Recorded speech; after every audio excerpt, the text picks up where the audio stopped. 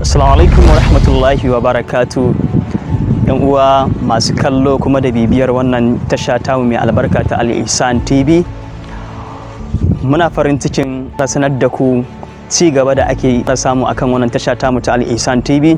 Kamar yadda aka riga aka sani, muna kawo muku da shirye-shirye masu banƙaye a yaren Larabci da Turanci da kuma Hausa haɗi da Fulatanci, wanda muke faɗakarwa a cikin wannan yaren na Fulatanci da kuma koyar da karatuttuka a cikinsa.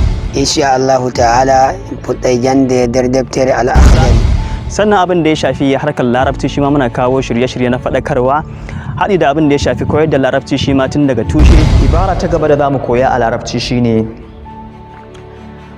shin a Larabci idan ina so in tambaya in ce shekarunka nawa a Larabci ya zan ce. Sannan shi ma Turanci ba a bar shi a baya ba, muna koyon Turanci kuma sannan hanya ce mafi sauƙi. Za ka iya cewa yes I understand Turanci, kuma sannan muna kawo faɗakarwa da yarenmu na Turanci. Sannan yare na Hausa shi ma uwa uba ana kawo faɗakarwa a cikin wannan yaren namu na Hausa. A mahallin shahidai gaslul yadaini ila alku'aini, wanke hannuwa zuwa alku'ain. Ina ne alku'ain? Shine wuyan hannu. To yan uwa masu shauraro haɗi da bibiyar wannan tasha tamu ta Al-Ihsan TV, ku ci gaba da bibiyar mu. Mun gode, Allah saka da alkai.